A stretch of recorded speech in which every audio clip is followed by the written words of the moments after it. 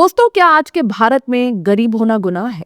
और अगर वो गरीब मुस्लिम हो तो क्या गुनाह और भी कई गुना बड़ा हो जाता है? मध्य प्रदेश के बैतूल जिले में जो कुछ हुआ वो सिर्फ एक इमारत गिरने की कहानी नहीं है। ये कहानी है नीयत, पहचान और ताकत के बुलडोजर की। कहानी है अब्दुल नईम की, एक ऐसे शख्स की जिसने 20 लाख रुपए अपनी जेब से निकालकर अपने गांव के बच्चों के लिए स्कूल बनाने का एक सपना देखा, लेकिन सपना पूरा होने से पहले ही उस पर चला दिया गया सरकारी बुलडोजर। और सवाल उठता है कि क्या स्कूल बनवाना अब अपराध हो गया है, या फिर अपराध सिर्फ इतना था कि स्कूल बनवाने वाले का नाम अब्दुल था। मामला क्या है पूरा, चलिए बताते हैं। मध्य प्रदेश के बैतूल जिले के ढाबा गांव की आबादी करीब 2000 है। इस गांव में सिर्फ 3-4 मुस्लिम परिवार हैं। ज्यादातर आबादी आदिवासी और दलित। 5-6 किलोमीटर तो कोई ढंग का स्कूल भी नहीं है। इसी गांव के रहने वाले अब्दुल नईम ने अपने खेत की जमीन पर नर्सरी से लेकर 8वीं तक का एक स्कूल बनाने की योजना बनाई। कोई मदरसा नहीं, कोई धार्मिक एजेंडा भी नहीं। एमपी बोर्ड से मान्यता के लिए आवेदन तक दे दिया गया, लेकिन तभी शुरू हो गई अफवाहें। यहाँ अवैध मदरसा चल रहा है, ये जिहाद का अड्डा है। जबकि भवन अधूरा था, कोई कक्षा चल नहीं रही थी, कोई बोर्ड भी नहीं लगा था। लेकिन फिर भी 10 जनवरी को ग्राम पंचायत ने नोटिस जारी किया, अवैध निर्माण भवन गिराया जाएगा। अब्दुल नईम पंचायत पहुंचे एनओसी लेने के लिए। कहा गया कि आज नहीं, सोमवार को आइए। लेकिन रविवार की शाम पंचायत सचिव उनके पास पहुंच गए और कहे कि ऊपर से बहुत प्रेशर है, कल तक खुद तोड़ दो वरना हम तोड़ देंगे। अब सवाल यही है कि ऊपर से दबाव किसका था, कहां से आया यह आदेश? अब्दुल ने जुर्माना भरने की भी पेशकश की, स्कूल का आवेदन वापस लेने की बात कही, यहां तक कहा कि मैं स्कूल भी नहीं खोलूंगा, चलो बस भवन मत गिराइए। लेकिन प्रशासन को कोई रहम नहीं आया।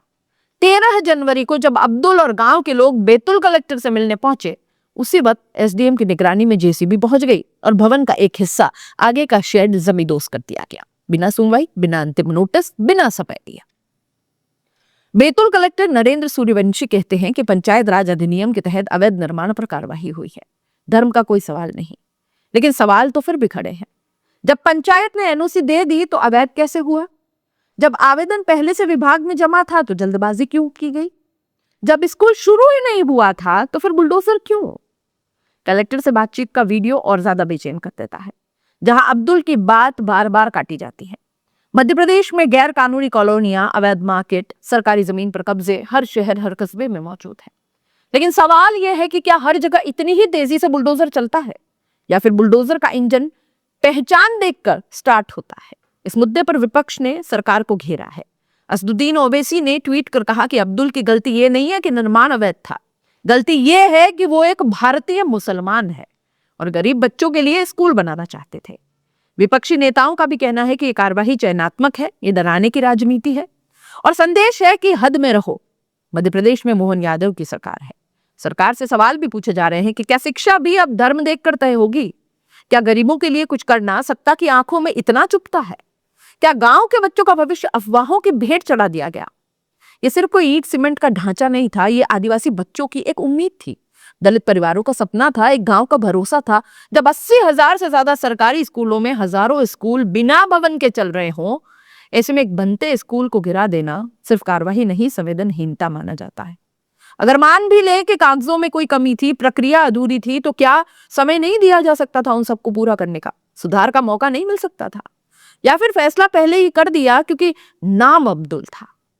बैतूल का ये मामला सिर्फ एक गांव की कहानी नहीं, ये उस भारत की तस्वीर है जहां बुलडोजर कानून से तेज हो गया है, नियत नियमों से भारी पड़ रही है और पहचान इंसान से पहले देखी जा रही है। सवाल यही है कि क्या शिक्षा पर अब भी धर्म की छाया पड़ चुकी है?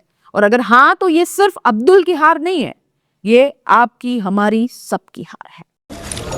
सर, मेरा नाम अब्दुल नईम है, मैं ग्राम ढाबा में रहता हूँ। सर, मैंने भवन निर्माण किया था अपनी ज़मीन की, निजी ज़मीन के ऊपर, और मैं इस बात जो जानकारी मुझे मिलती जा रही थी कि ऐसी ऐसी चीज़ें होनी चाहिए, मैंने सब किया। मैंने अपनी भवन बना के स्कूल खोलने की सोच की, चलो मेरे हाथों से कुछ अपने ग्राम का विकास हो जाएगा, कुछ लोग पढ़ लेंगे। कोई ऐसा इंटेंशन नहीं था कि उसके अंदर मेरे पास शनिवार के दिन साहब लोग आए कि बोले आप यहाँ पे गलत गतिविधि कर रहे हो। तो मैंने साहब लोगों को डॉक्यूमेंट दिखाया तो साहब लोगों ने देख के वेरीफाई किया कि हाँ आपके पास कुछ नहीं है, आप सब सही हो। लेकिन बोले आपने जनपद ग्राम पंचायत से अनुमति ली थी, तो मुझे सबसे इस बारे में जानकारी नहीं थी कि अपन क्षेत्र में खेती ज़मीन के अंदर डाइवर्सन करने के बाद में अपन भवन बना रहा है तो वहाँ पर ग्राम पंचायत से भी लेना पड़ता है। मेरा गाँव से थोड़ा दूर पे खेत है, वहाँ पे मैं अपना भवन बना रहा था। तो वो बोले आवेदन कर देना। तो जैसे ही सर ने आवेदन का मैं तुरंत पंचायत में जाके सर को आवेदन भी करना था। तो सचिव साहब ने आवेदन नहीं दिया, बोले हम 2 दिन बाद लेंगे। अब मेरे ऐसा कुछ नहीं है, मैं कलेक्टर जब दूसरे दिन मैं रविवार के दिन था, छुट्टी का दिन था, तो मैंने जब आज नहीं लिया तो मैं कल दे दूँगा। मैं सोमवार का इंतजार कर रहा था। रात में 7-8 बजे तक के मेरे पास में सचिव साहब आए, बोले आप कल 3 बजे तक अपना भवन तोड़ लो, नहीं तो हम तोड़ देंगे। मेरे पर बहुत ऊपर से प्रेशर है, मेरा ऐसा करके वो मुझे बताने लगते। तो मैंने दूसरे दिन मैं भैंसदी की तरफ भागा कि भाई वहाँ पे आवेदन देता हूँ।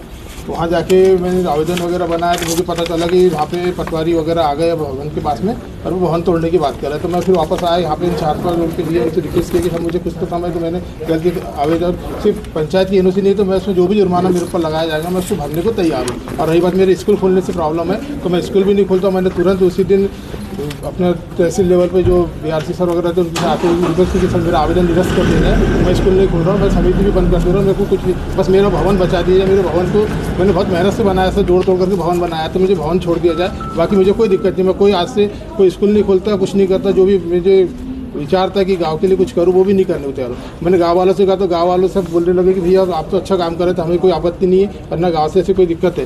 तो गांव वाले भी आज पूरे साथ में आए, वो भी बोला। फिर मंगलवार के दिन और तहसील में गया तो तहसील में भी मेरी कोई सुनास नहीं, बोली आपको पंचायत लेवल का काम है, पंचायत ही करेगी, हमारे हाथ का नहीं, आप अपना देख लो बोले। तो फिर मैं कल शाम तक के सबके हाथ पाँव जोड़े, सब लोग SDM साहब के पास में बार बार जाया तो वो मिलने से मना करते रहे कि हमारे हाथ का काम नहीं है। तहसीलदार साहब ने बोलते कि हमारे हाथ का काम नहीं, तो आप अपना पंचायत लेवल पर देख लो। पंचायत में सचिव बोला कि मेरे पर प्रेशर है, आपका तो भवन तोड़ना ही पड़ेगा। तो मैंने उनसे कहा कि सर मैं भवन मत तोड़िए, मैं स्कूल भी नहीं खोलता, मैं समिति भी नहीं चलाता, सारे काम छोड़ देता, मुझे माफ़ कर दो मेरे भाई, किसी वजह से आपको बुरा लगाऊंगा तो। और मैं अपना भवन छोड़ के सारे काम बंद कर लगे, तो मैं अपने सारे काम ही बंद करके अपना पूरे बिस्तर लपेट के कहीं चले जाता हूँ। तो ऐसी कुछ मेरे से दिक्कत है कुछ है तो अब ग्रामवासियों से मैंने अनुरोध किया, तो ग्रामवासी पूरे मेरे साथ में आए भी है। आज क्या आश्वासन मिला? आज आश्वासन भी कुछ भी नहीं, मेरी बात सुनी नहीं गई। बराबर बोला गया कि आप गलत हो, आपके पास में एनओसी नहीं है, आपका तो भवन टूटेगा, इस टाइप से बोला जा रहा है। सर मुझे भवन छोड़ के मेरे भवन को बचा दिया जाए। सर बोल समझ में नहीं आ रहा क्या बोलूँ क्या नहीं करूँ। और ये जो आप जिस निर्माण कार्य की बात बता रहे हैं, जिस संरचना की बात बता रहे हैं, वो ग्राम पंचायत धाबा में है।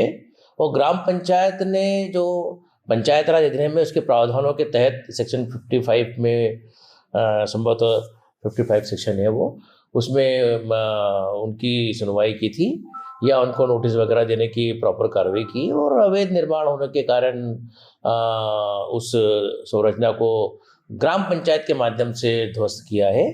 मैंने SDM को भी बुलाया था उस समय, SDM और SDP से भी मेरी बात हुई थी। तो अवैध संरचना होने के कारण ग्राम पंचायत ने कानून व्यवस्था बनाए रखने के लिए उनकी भी मदद मांगी थी, और अवैध संरचना होने के कारण भवन को मौके से हटाने की कार्रवाई की गई थी। शायद मेरे ख्याल से जब वो यहाँ आए थे उस समय तक वो आंशिक रूप से शायद उसका शेड वेड हटाने की कुछ बात चल रही थी, शेड वेड हटाया गया था और एक हाथ कुछ अवैध निर्माण का एक हाथ दीवार को हटाने की कार्रवाई की थी। जब ग्राम पंचायत ने जो आदेश दिया है वो अवैध संरचना का है, वो स्कूल या मदरसा के हिसाब से उसको डिफाइन नहीं किया गया है, वो संरचना है अवैध। सरपंच गांव के लोग चाहते हैं वहाँ स्कूल बने, इन्होंने अपनी निजी भूमि में जमीन पे वो स्कूल बनाने का काम शुरू किया।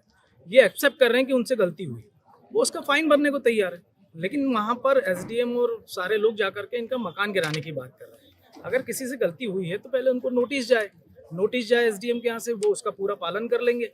और वहाँ गांव के लोग चाहते हैं कि इनका स्कूल खुले और वो शिक्षित हो उनके बच्चे। एकदम महाराष्ट्र की बॉर्डर पे है, लोगों को महाराष्ट्र जाना पड़ता है वहाँ से।